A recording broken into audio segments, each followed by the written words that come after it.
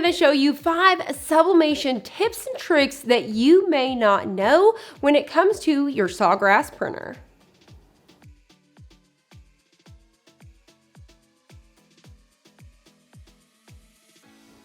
Hi, I'm Crystal. Welcome to Design Bundle's YouTube channel. If you guys are new here, make sure you guys hit the subscribe button as well as that notification bell down below so you don't miss any of our crafting tutorials. Now, while I'm teaching you guys tips and tricks when it comes to your sawgrass printer, keep in mind there will be some tips and tricks that I show you guys today that you guys can use with any sublimation printer, so make sure you guys stay tuned. Tip number 1 is going to be your paper tray. This is something that a lot of us know already, but if you're new to sublimation and you just recently got your printer, or you may have had it for a while, because trust me, I've blown a lot of minds with this that did not realize. Did you know that you can extend your paper tray? Let me show you what I'm talking about. What you're gonna wanna do is bring your tray all the way out. Now you can just pull it out to a certain extent, but today I'm gonna bring mine all the way out so you can see. These things come all the way out. I'm showing you with the SG-1000, but the SG-500 does the same thing. All right, so I'm gonna get this under this camera so you guys can see what I'm talking about here. You're gonna notice on your paper tray these green little tabs right here, which means all of those things are movable, right? So right now this is currently set up to hold 8.5 by 11 paper, but you guys know when it comes to Sawgrass SG-1000 that it can actually print up 13 by 19 and then even do a roll by the length if you guys get the paper feeder. Let me show you what I'm talking about. The paper feeder looks like this, and what you're simply gonna do is you're gonna attach this guy to the back of your printer. So you actually just insert it to these little plugins. You'll go through, you'll do a whole thing to set this guy up. These are, I mean, they're kind of expensive, but I wanna say a little over $100, and you could get one for your SG-1000 as well as your Sawgrass SG-500. So if you guys didn't know that today, you've also learned something new when it comes to your paper tray, right?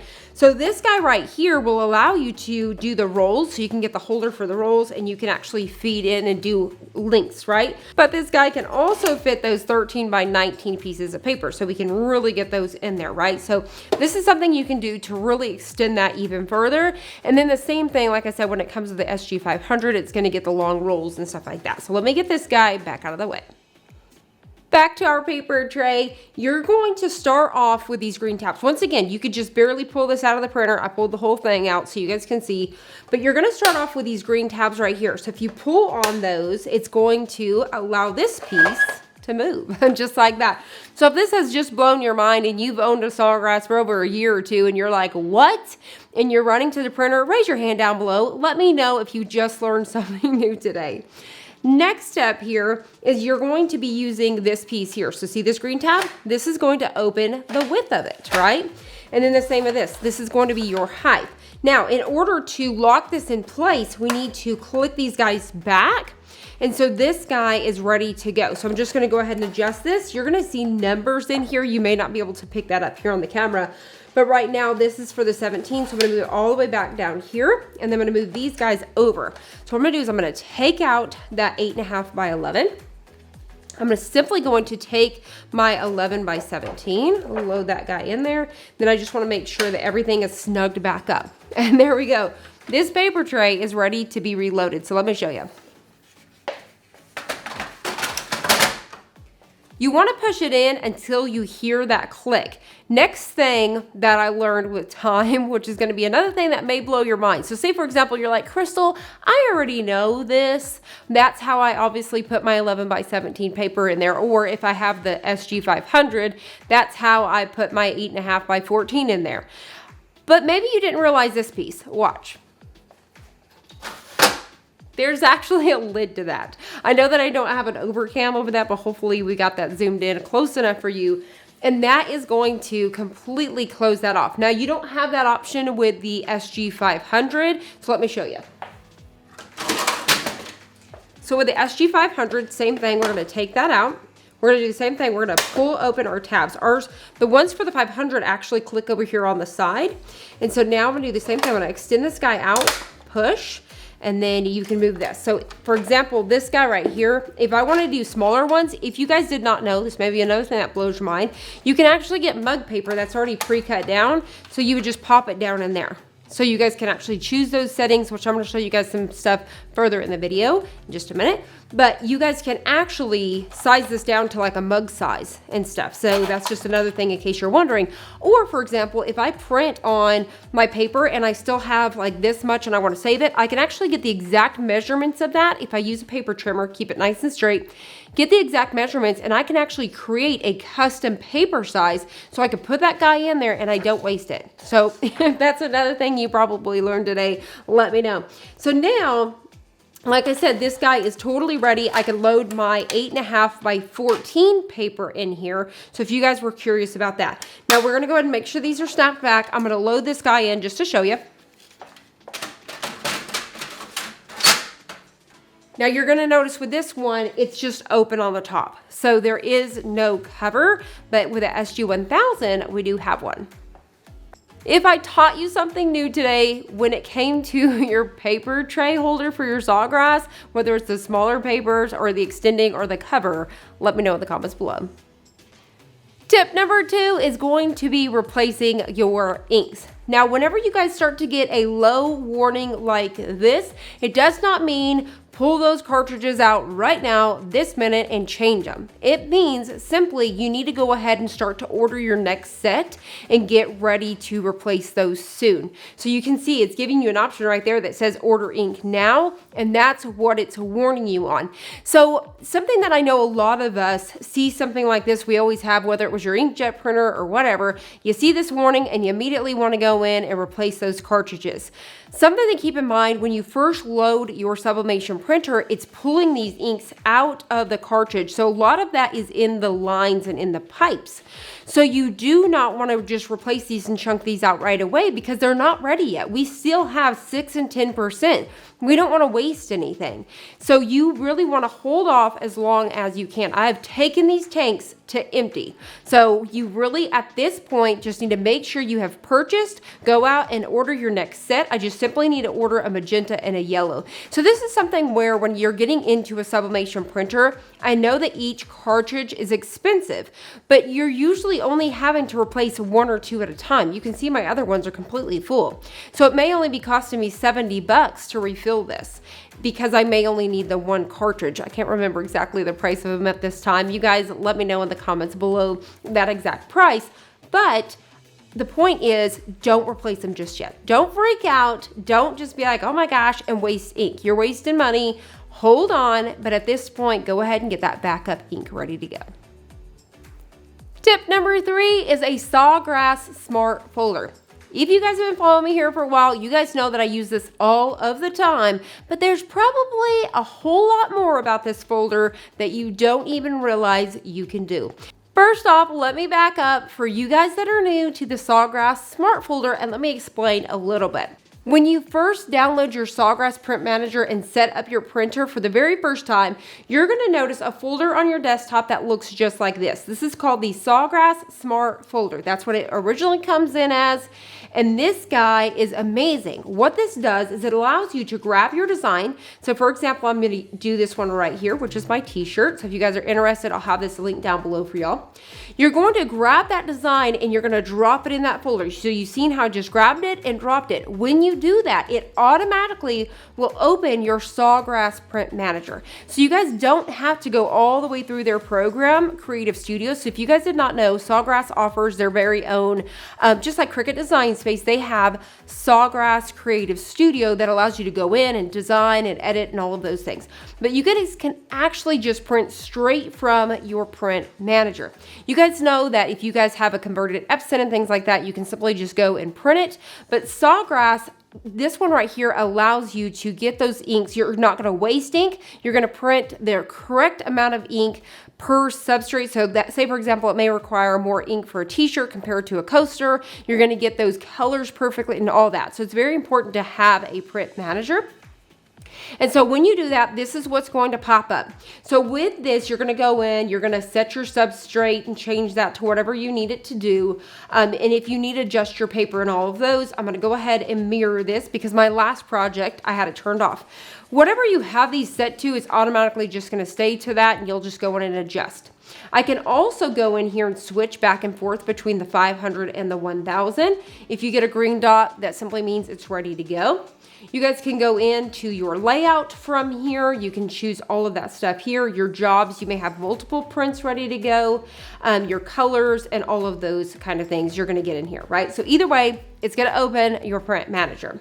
So from here, you're just simply going to hit print. Now, what I'm going to show you today is you can actually create multiple folders. This is something you probably did not realize you could do. So let's go ahead and exit out of here. What you're going to do is you're going to find your print manager right up here at the top. You want to make sure you've already clicked on it. You're going to simply go right over here to your launch pad and click on that for the day. So I'm going to come up here and click right here. You're going to notice this little screen pop up, and what you're looking for is Smart Folder Manager. From here, we're going to be able to add multiple folders. So I can create one for my cotton t-shirts. I can create one for my coffee mugs. So that way, as I have those designs, I'm going to drop it in that folder, and those settings are going to be set for me every time. To create a new folder, we're simply going to go ahead and hit the plus button. I'm going to choose the desktop, and then we're going to click on new folder. For this one, I'm going to type out mugs. We're going to hit create. So from here, we're going to go ahead and hit open, and then you're going to see now that we have the Sawgrass Smart folder as well as the mugs. So from here, we're going to choose our settings. So make sure you have that highlighted. We can see that's in gray. We're going to come down here, choose ceramic mug. I'm going to make sure my mirror's turned on, and then I'm going to go to my color. I'm going to change that to vivid. That's a tip in case you guys are wondering too. Everybody always asks, how do I do my color? I have it set on vivid. And you're gonna have all of those same things. So you can see Sawgrass Smart folder, it's saved to the desktop. One thing that you guys wanna make sure that you do is whenever you click on Smart folder, this is a very important step to get this folder to work. Make sure you guys, see where it says file types? I just select everything to make sure it's gonna work with what I need, which we're gonna mostly use like PNGs, JPEGs, and things like that. So you wanna make sure that those are selected. And so we're just gonna hit check all, and then we're going to hit save. So now you're going to notice on our desktop, we now have a new folder labeled mugs. So if we grab our design and we drag and drop it into that folder, we should now have the Sawgrass Smart folder open again, but this time you're going to notice that everything's already set to the mug. So we have ceramic mug, it's already mirrored for us, our layout and all of those things, the colors, vivid, all of that. And it's going to send it to the SG500. Now let me show you guys one more. So we've got this reopened here. We're going to click on the plus. We're going to go to desktop once again. We're going to go to new folder. This time, we're going to have this one set for the Caesar Easy Subli. So we're going to type in Caesar Easy Subli. So this is going to be able to allow us to print on the cotton using that Caesar Easy Subli. So we're going to name it that. We're going to go ahead and hit create, and then we're going to click on open. So once again, we're going to make sure that's highlighted. We can tell that is in gray, and we're going to set all the settings. So for example, let's say that this one goes to the SG1000. And then we're going to go ahead and go down here, choose heat transfer vinyl. It's automatically going to change the paper for us. The deal with this one, we need to make sure that our mirror is turned off whenever we use that Caesar Easy Subli. And then say, for example, I have a couple trays, because another thing that you can actually do whenever it comes to your paper trays, you guys can actually purchase a second paper tray. In case you guys didn't know that too, you guys can actually purchase a second one that will go underneath your printer, and it just clicks on. And so you could keep your 11 by 17 in one, you could keep your Easy Subli in another, or same thing with your SG500. It could have your sublimation paper, and then the second tray could have your Caesar Easy Subli. So let's say, for example, that it was going to go in tray 2, or even the bypass. That's what the one is called, the one that's going to connect to the back, that you could do rolls or big papers or anything. Honestly, that's your bypass. So you can even have it set to a tray, right? So we have all of these things done. Going to double check, set this to vivid, of course. So the main thing, the very important thing that we discussed that you have to do, so if you notice your folder's not checking, go to that Smart folder and make sure that you check on all of these. You can always just hit check all and it's going to do it for you. And then we're going to hit save. So let me show you that one more time. So we've got our Caesar Easy Subli. We're going to grab that design. We're going to drop it into that folder one more time. You're going to notice this guy pop up. and right away it is set to our heat transfer vinyl. The mirror's turned off. It's set to tray 2. It's ready to go. How cool is that? Same thing like I said before, guys. Let me know in the comments below if you just learned something new. Did you realize that you could make more than one smart folder and you could designate those to each thing so that way you're not going in and messing with those settings? If you didn't, let me know in the comments below. I love that feature. It is so cool, right? All right, so let's go ahead and move on to number 4. Tip number 4 is custom page sizes. So you guys can use your leftover paper and you're not having to waste it. So say for example, I have an 8.5 by 4 inch paper. I could go in and create a custom size for that. So let me show you how. We're gonna go back up to that print manager icon. We're gonna click it. Once you click on that, you're going to come to a page that looks just like this. And so you can come in here and you could choose which printer. So for example, I want to do these settings here for my SG500. I can do so. So for example, if you click here, you're going to be able to see all the different page sizes that's already created. I told you guys there's a mug size. You can get mug size paper, but honestly, you can cut them down to your own. But if you are mostly doing mugs, you can get specific mug size paper. So what I'm going to do is I'm going to start out with the 8.5 by 11 and I'm going to adjust this. So for example, I see how it's just adjusting it for me. So I'm going to go ahead and put in 8.5 and I can actually adjust that dial there, or I could come over here and I could type in 8.5 and then right here, I could come over here and put 4 inches. There we go. That's my new page size. Then I can come over here where it says save as, and I'm just gonna put it in so that way I know 8.5 by 4. And so that's just gonna be that. We're gonna hit save. So now whenever I go into my page settings, I can actually choose this as a page size, and that way I can use that paper. So do not throw away that scrap paper. So say for example, I just cut out a mug and I have that entire sheet left, which is like 8.5 by 8 pretty much. I've got an 8 by 8 sheet of paper. You don't have to waste that. You can create your very own sizes.